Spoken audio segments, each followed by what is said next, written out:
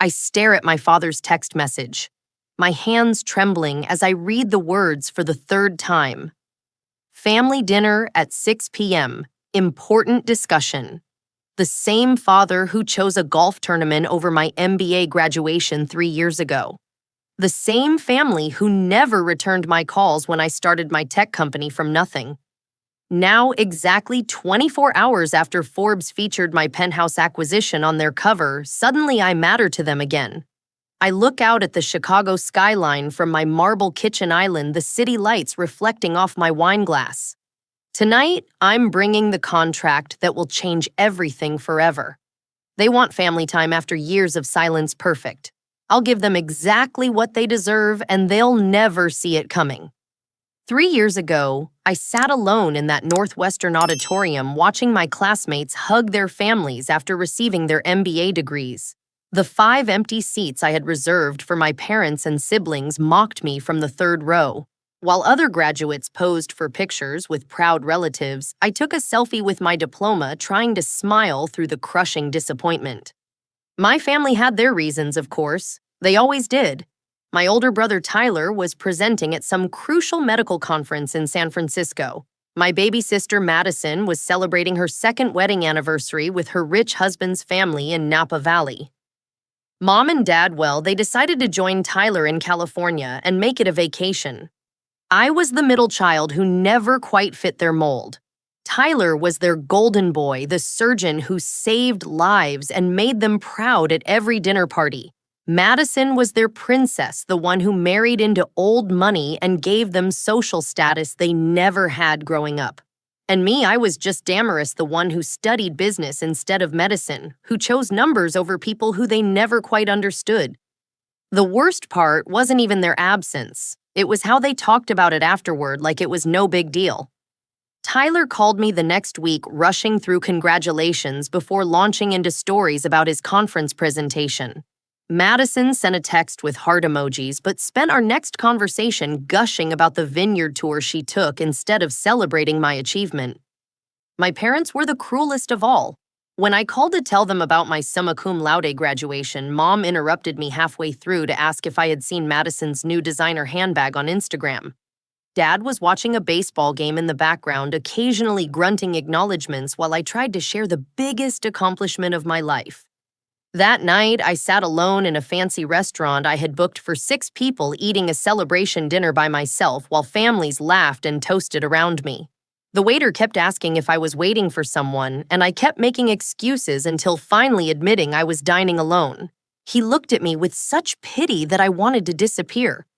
My mentor, Dr. Helen Murphy, was the only one who truly celebrated with me. She took me out for coffee the following Monday and told me something I'll never forget. Damaris, some people are so threatened by your light that they'll try to dim it rather than let it shine. Don't let them. You're destined for greatness, and someday they'll regret not being there to witness your rise. I made a decision that day in her office.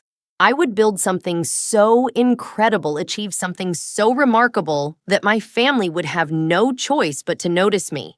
Not because I needed their approval anymore, but because I wanted them to know exactly what they had missed by choosing not to show up for me. Starting my fintech company was brutal. I moved into a tiny studio apartment in a questionable neighborhood, surviving on ramen noodles and determination. My savings from my previous job lasted exactly 4 months before I was borrowing money from credit cards to keep the lights on. I worked 20-hour days coding until my eyes burned, making cold calls until my voice was hoarse, attending networking events where I was usually the youngest person and often the only woman. But I kept Dr. Murphy's words in my heart.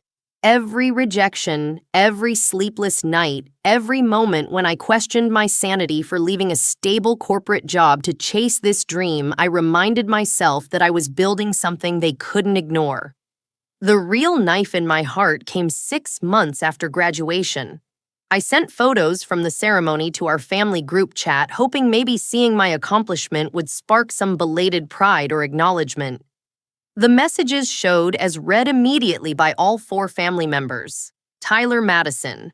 Mom and Dad all saw those pictures of me in my cap and gown holding my diploma with the highest honors. Nobody responded, not even a thumbs up emoji. But the very next morning, Mom posted a long, gushing comment on Madison's Instagram about her new handbag, complete with crying face emojis about how proud she was of her baby girl's amazing taste and style. That was the moment I realized I wasn't just the overlooked middle child. I was completely invisible to them unless they needed something from me. The humiliation of my graduation fueled every decision I made over the next 2 years. While my family continued their lives as if I didn't exist, I poured everything into building my company, Nexus Financial Solutions. We specialized in creating custom software for small and medium-sized banks who couldn't afford the massive systems that big corporations used. My breakthrough came after 47 rejections. I had pitched to every bank, credit union, and financial institution in the Chicago metropolitan area, and 46 of them had turned me down. Some were polite, some were condescending, and a few were downright cruel. One particularly memorable meeting ended with a bank president telling me to come back when you have some real business experience, sweetheart. But Chicago Regional Bank was different. The CEO, Patricia Williams, was a woman who had clawed her way up through decades of male-dominated boardrooms.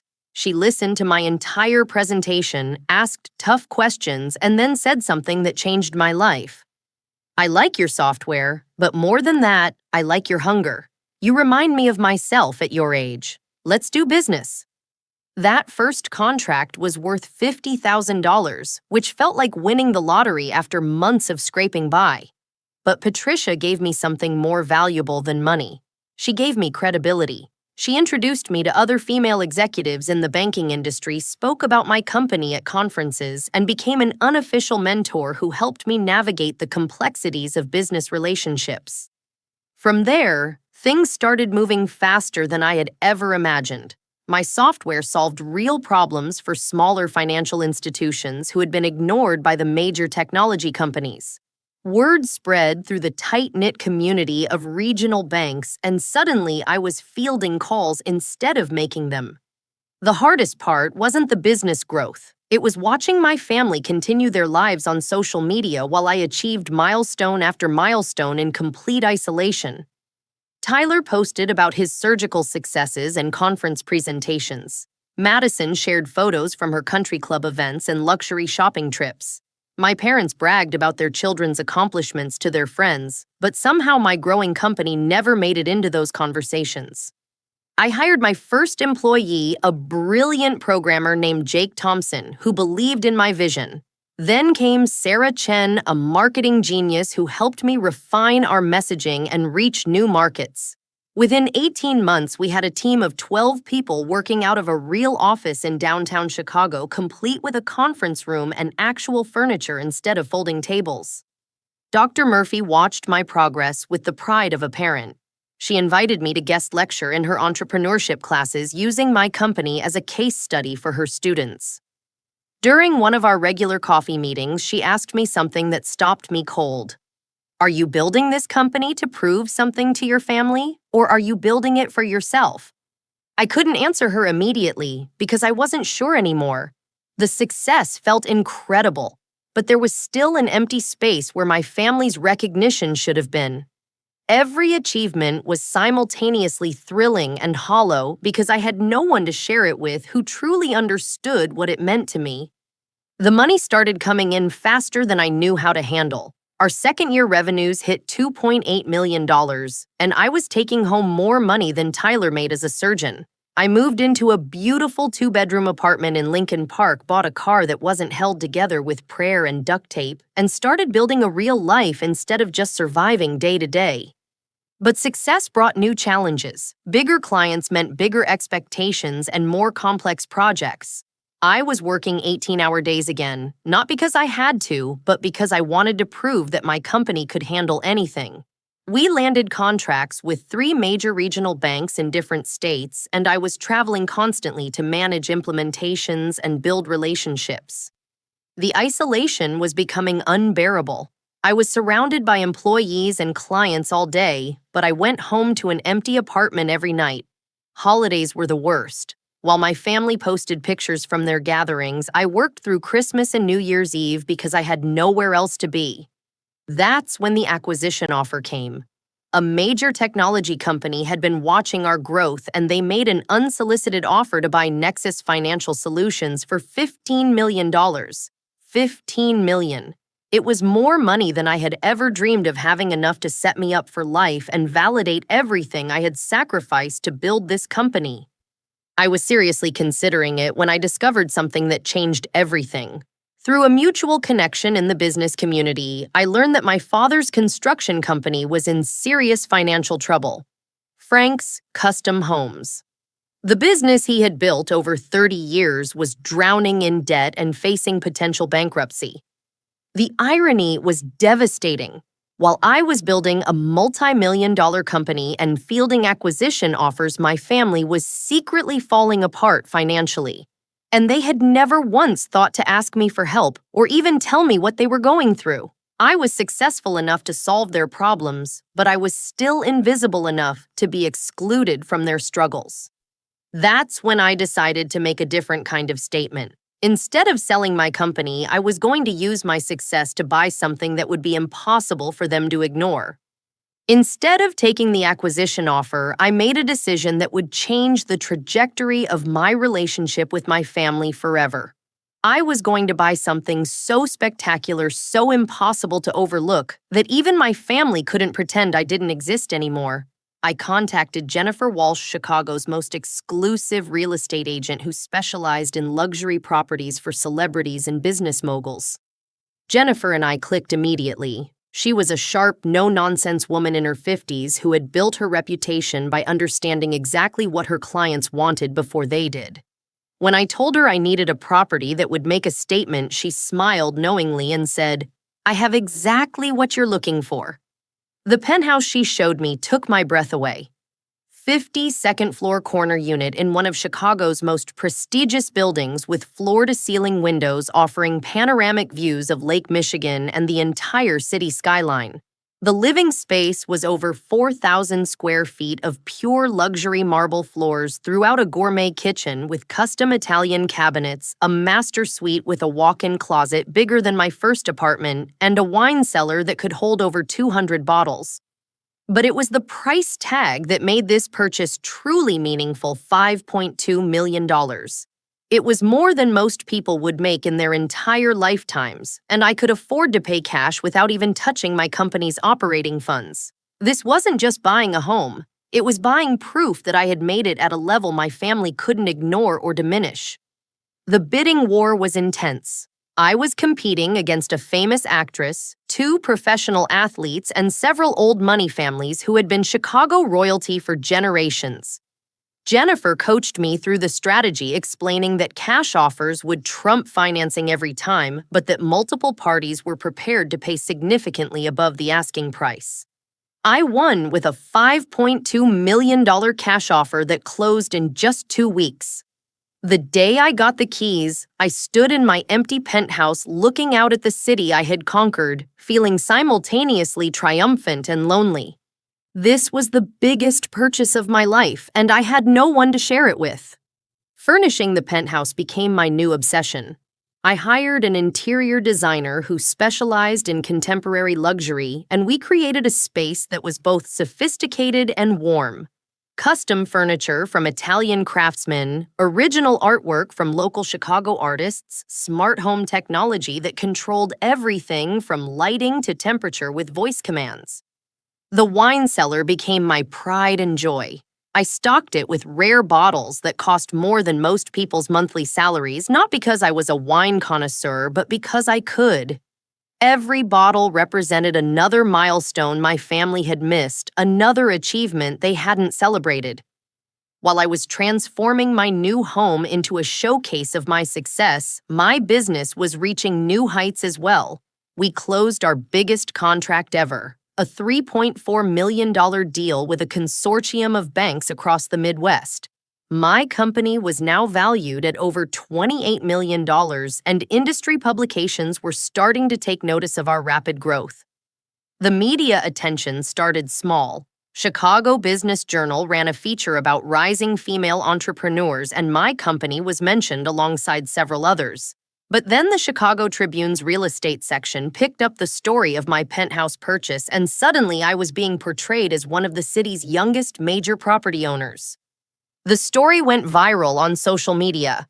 Instagram influencers were reposting photos of my building and speculating about which unit was mine. TikTok real estate accounts were using my purchase as an example of millennial wealth building.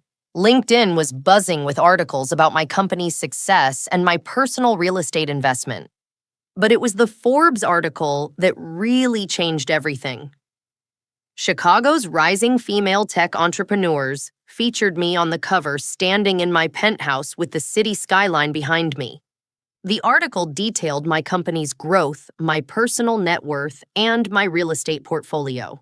It painted me as a self-made millionaire who had built an empire while still in her 20s. The Forbes piece hit newsstands on a Tuesday morning. By Tuesday afternoon, my phone was buzzing with notifications I hadn't seen in 3 years. Tyler had called 6 times and left increasingly frantic voicemails. Madison sent a string of text messages that started casual and became increasingly urgent. Even Uncle Robert, who had been estranged from our family since before I started high school, somehow got my number and left a rambling message about family loyalty and forgiveness. But it was Dad's text message that made my hands shake. Family dinner at 6 p.m. Thursday. Important discussion. No apology for 3 years of silence. No congratulations on my success. No acknowledgement that he was reaching out only because my achievements had become impossible to ignore. Just a command to show up because now suddenly I was worth their time. I stared at that message for hours, feeling a mixture of vindication and heartbreak.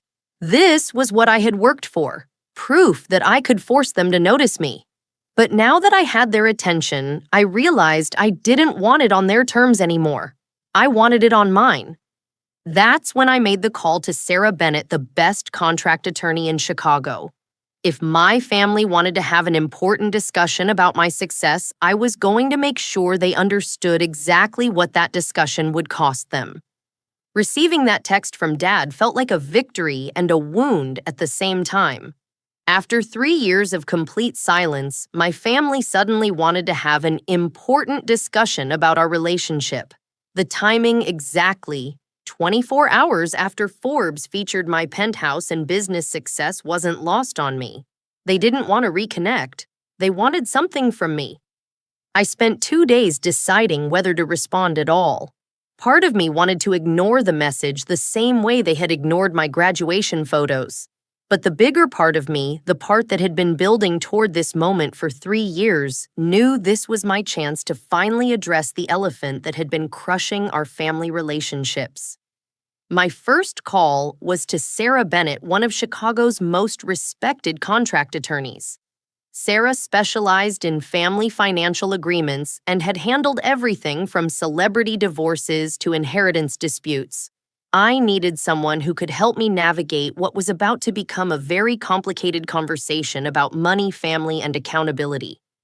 "Tell me what you're thinking," Sarah said during our consultation in her downtown office. She was a petite woman with steel gray hair and the sharpest legal mind I'd ever encountered. "I think my family is in financial trouble and they want me to bail them out," I explained. "But I'm not interested in just throwing money at their problems anymore. If I'm going to help them, it's going to be with conditions that ensure they actually change." Sarah smiled approvingly. "Smart. Family money without boundaries usually creates more problems than it solves. What do you know about their current situation?" That's when Sarah helped me do something I should have done months earlier, a deep dive into my family's public financial records. What I discovered was worse than I had imagined.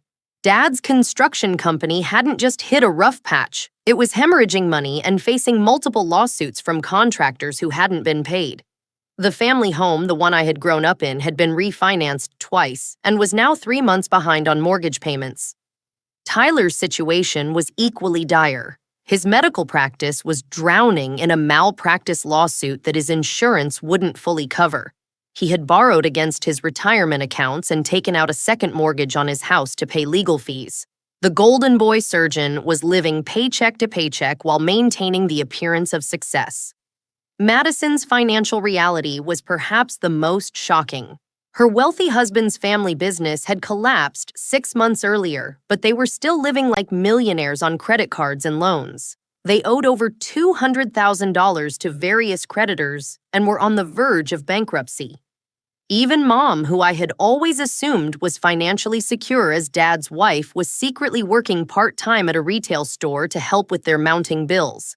She was 62 years old, standing on her feet 8 hours a day, selling clothes to women half her age, too proud to ask for help but too desperate to quit. The total damage was staggering, nearly $600,000 in combined debts, with the family home scheduled for foreclosure auction in just 10 days. They were all facing financial ruin while maintaining the facade that everything was fine. "Here's what I don't understand," I told Sarah as we reviewed the documents. "I've been successful for over 2 years now. Why didn't they reach out earlier? Why wait until they were about to lose everything?" Sarah's answer was brutally honest. "Pride probably mixed with the assumption that you owed them help regardless of how they treated you. A lot of families operate under the belief that success creates automatic obligation, especially when it comes to children helping parents. That's when Sarah helped me draft what would become the most important document of my family's life, a comprehensive family assistance agreement. It wasn't just a loan or a gift, it was a contract that would fundamentally change how we related to each other. The agreement offered to pay off all of their debts and save the family home, but it came with conditions that would address the underlying problems that created this crisis. Dad would have to accept business consulting and financial oversight. Tyler would have to attend family therapy and make a public apology for his treatment of me. Madison would have to get a job and learn actual financial responsibility. Mom would have to stop enabling everyone's bad behavior and commit to honest communication. But the most important part of the contract was the accountability structure. Each family member would have to acknowledge specifically how they had treated me and commit to changing their behavior. If anyone violated their agreement, the financial support would stop immediately. Dr. Murphy reviewed the contract during one of our coffee meetings and raised an eyebrow. "This is either the most generous or the most ruthless thing I've ever seen," she said. "Are you sure you're ready for how they might react?" I had been thinking about that question for days. "I'm not trying to punish them," I explained. "I'm trying to save them from themselves. If I just write them checks to solve their problems, nothing will change. They'll be back in the same situation in 5 years, and I'll still be the family member they only call when they need something." The night before the dinner, I had one final preparation to make. I contacted a real estate agent in Evanston and made an offer on a beautiful family home with a large dining room and enough space for gatherings. Not for me. I loved my penthouse. But for the family we could become if everyone was willing to do the work. Because the truth was, despite everything they had put me through, I still loved them. I just wasn't willing to love them unconditionally anymore. Love without boundaries isn't love, it's enabling. And I was done enabling behavior that hurt me and ultimately hurt them too.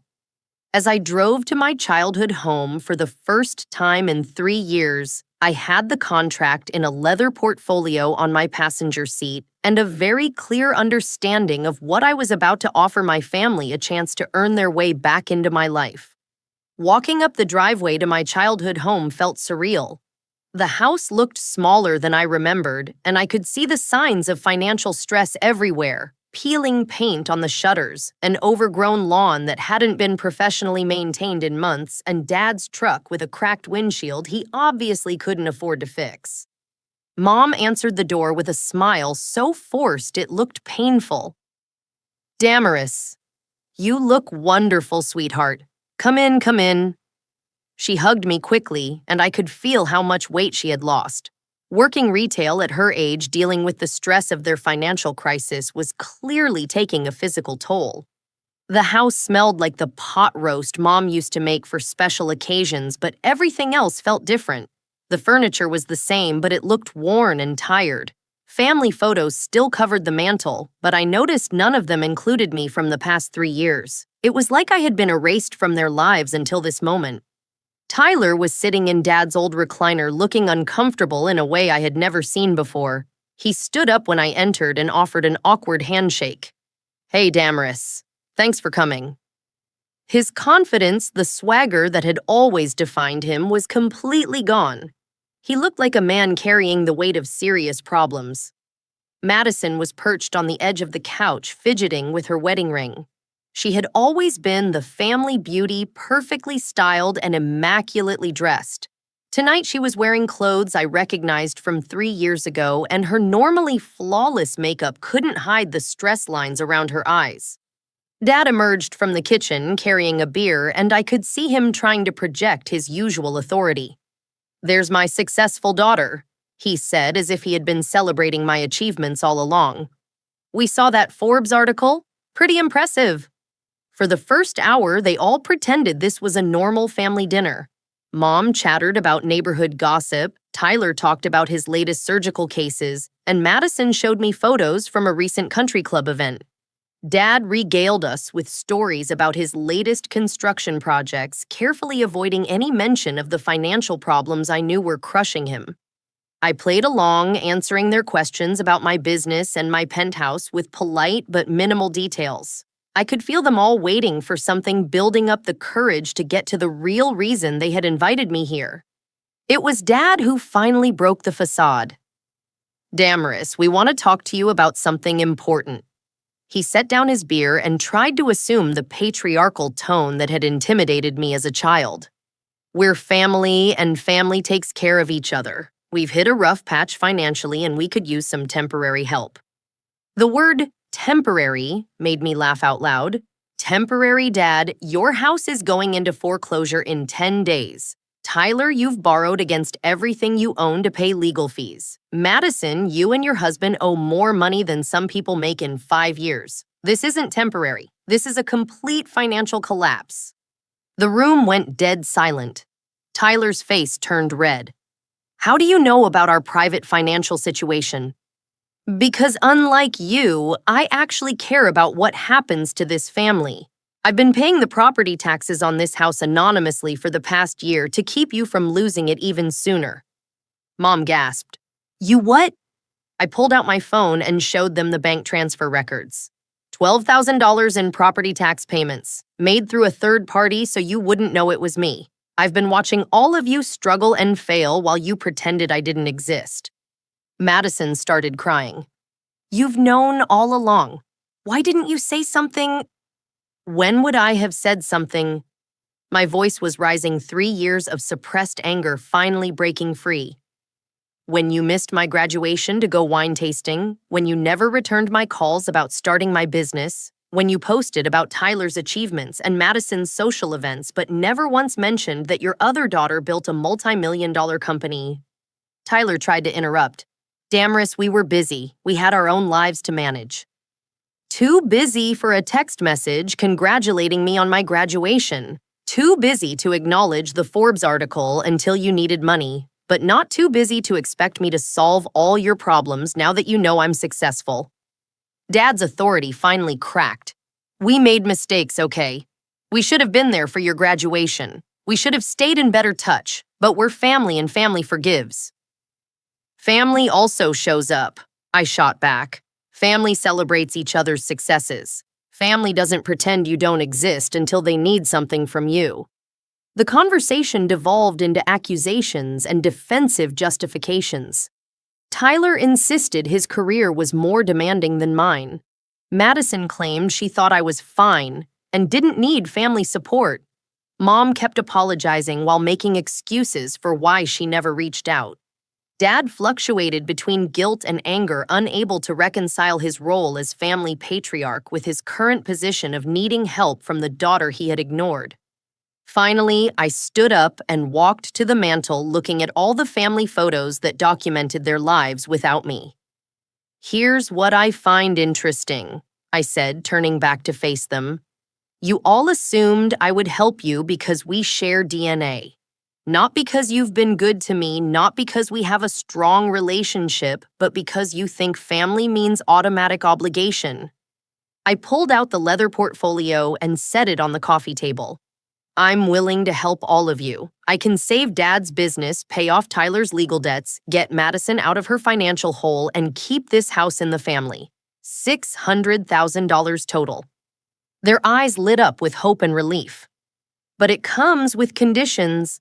I continued opening the portfolio to reveal the contract Sarah had prepared. This isn't charity. This is an opportunity for all of you to earn your way back into my life. Tyler reached for the contract, but I held up my hand. Before you read it, I want each of you to understand something. I'm not doing this because I owe you anything. I'm doing this because despite how you've treated me, I still love you enough to give you a chance to change.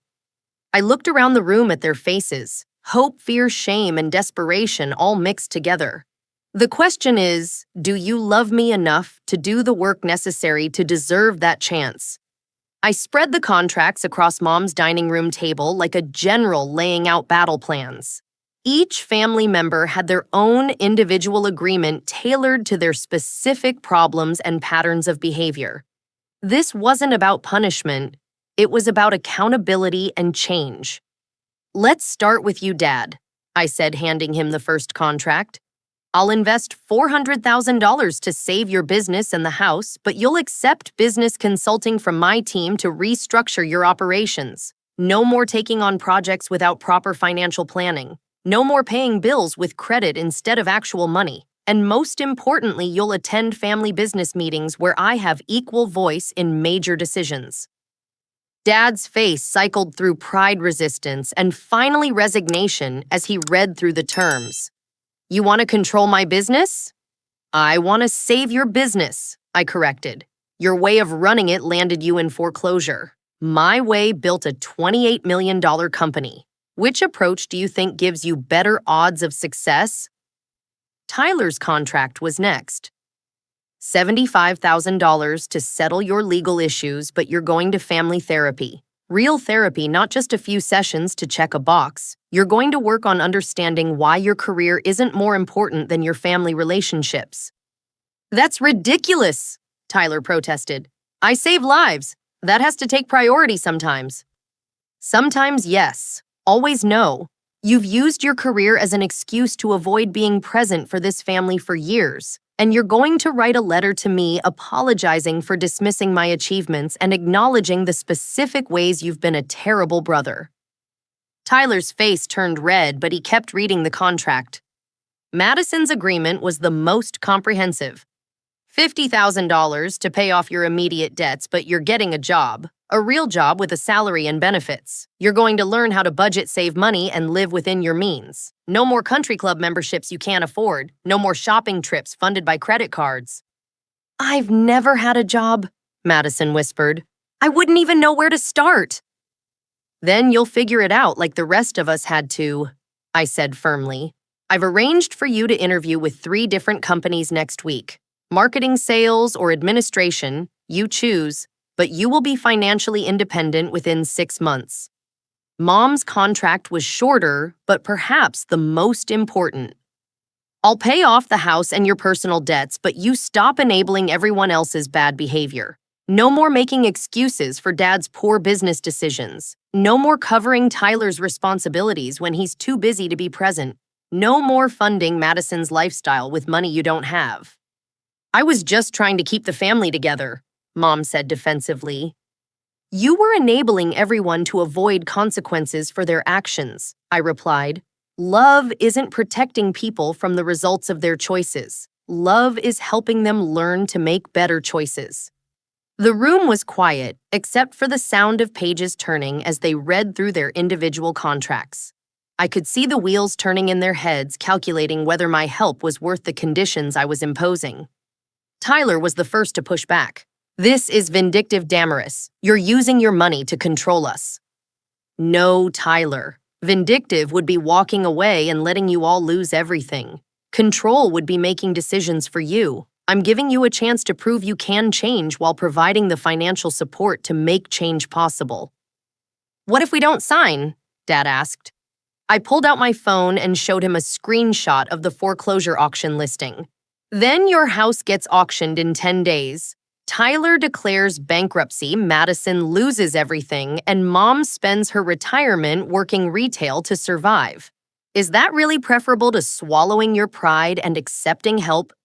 Madison was crying again, but this time it seemed more like relief than desperation.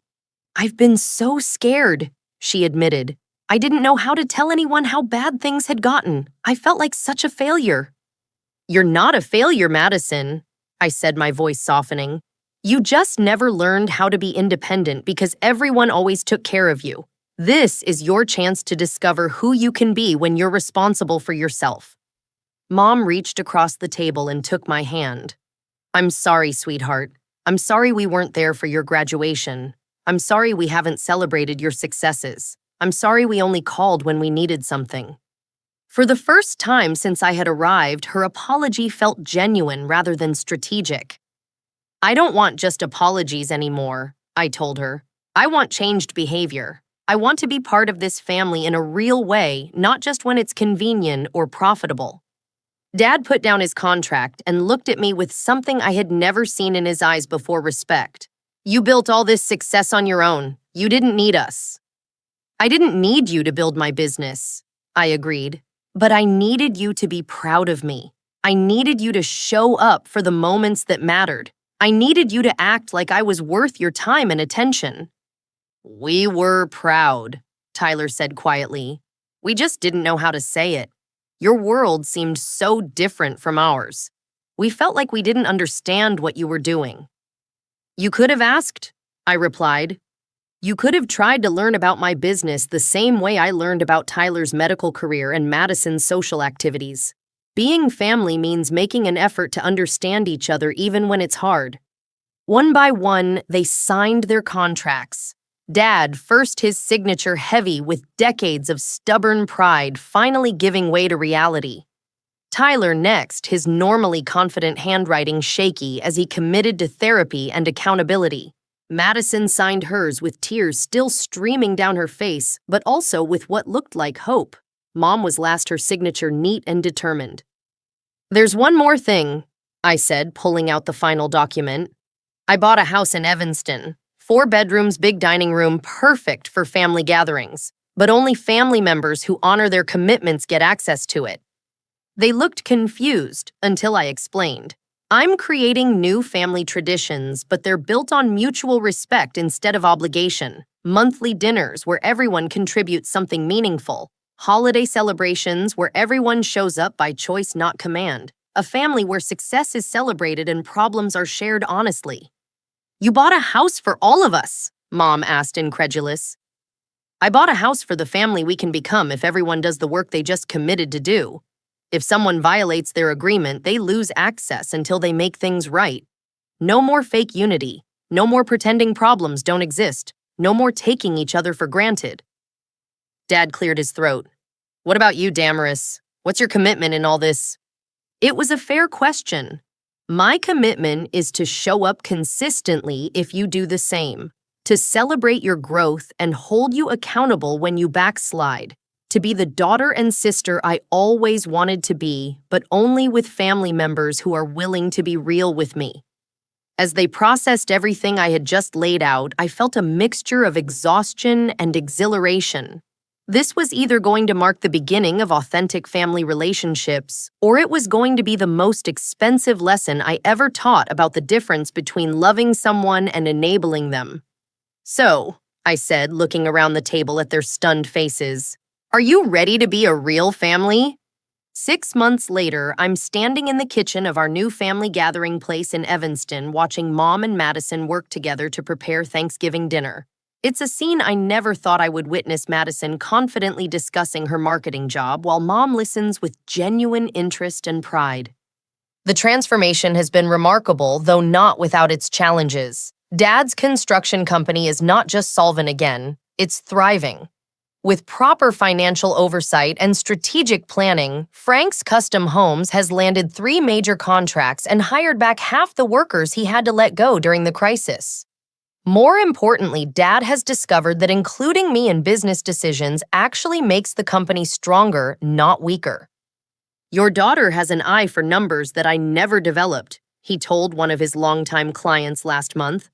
Best business partner I never knew I had. Tyler's journey has been the most surprising. Family therapy forced him to confront how he had used his career success to avoid emotional intimacy with all of us. His therapist helped him understand that being brilliant at surgery didn't automatically make him superior in other areas of life. Last week, he brought me as his guest to a medical conference, not as an afterthought, but because he genuinely wanted to share his professional world with me. I want to introduce you to my colleagues as my sister who built a multi-million-dollar business, he told me on the plane. I should have been bragging about you for years. The apology letter he wrote was 3 pages long and brought me to tears. He detailed specific instances where he had dismissed my achievements, acknowledged how his condescending attitude had hurt me, and committed to being a brother who builds me up instead of overlooking me. Madison's transformation has been the most dramatic. Working as a marketing coordinator at a nonprofit organization has given her purpose beyond social status and shopping. She's discovered skills she never knew she had and confidence that doesn't depend on other people's money. Her first paycheck was only $1,200, but she framed the stub and hung it in her apartment. I earned this myself, she told me with tears in her eyes. I never understood how good that could feel. She's dating again, but this time she's choosing men who appreciate her intelligence and work ethic instead of just her appearance and social connections. The relationship she's building now is based on mutual respect rather than financial dependency. Mom has become the family member I never knew I needed. Stopping her pattern of enabling everyone else's dysfunction has been hard work, but it's freed her to develop her own interests and opinions. She started taking pottery classes and discovered a natural artistic talent that had been buried under decades of caretaking behavior. Our monthly family dinners have become something I actually look forward to. We eat good food, share real updates about our lives, and have honest conversations about our challenges and successes. When Tyler was struggling with a difficult malpractice case, we problem-solved together instead of pretending it wasn't happening. When Madison got her first promotion, we celebrated like she had won an Olympic medal. The financial investment has paid dividends beyond anything I could have measured in dollars. Tyler recently referred 2 clients to my company because he genuinely believes in what we do. Dad's construction team has become regular customers for our business software. Madison's marketing expertise has helped me refine our company's messaging for a client presentation. But the real return on investment has been emotional. For the first time in my adult life, I have a family that shows up for me consistently. When I was featured on the cover of Entrepreneur magazine last month, all 4 of them were at the release party. When I gave a keynote speech at a major banking conference, they were in the front row cheering me on. Dr. Murphy, who has watched this entire journey unfold, summed it up perfectly during our last coffee meeting. You didn't just save your family's finances, Damaris. You saved your family, period. The lesson I've learned through all of this is that love without boundaries isn't actually love. It's enablement that hurts everyone involved.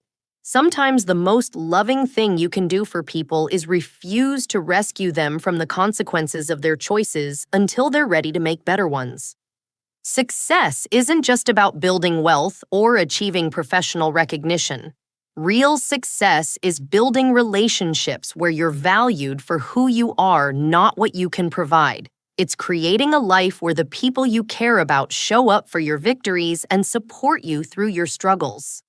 I also learned that forgiveness doesn't mean forgetting or pretending that hurt never happened. It means choosing to build something better while acknowledging what went wrong before. My family earned their way back into my life by demonstrating genuine change, not just by asking for it. Setting those boundaries didn't make me vindictive. It made me valuable. It taught my family that relationships with me required effort and respect, not just shared DNA. And ultimately, that made our relationships stronger and more authentic than they had ever been. Tonight, As we sit around the Thanksgiving table in our family home, I'm looking at people who have grown into the family members I always hoped they could become. Dad asks thoughtful questions about my business expansion plans. Tyler shares a story about a patient he saved, then immediately asks about my recent client presentation. Madison talks about her new project at work with enthusiasm I've never heard from her before. Mom orchestrates the conversation like a conductor, making sure everyone feels heard and valued. This is what I was building toward during all those lonely nights in my studio apartment, all those rejections and sleepless work sessions, all those holidays spent alone while my family celebrated without me.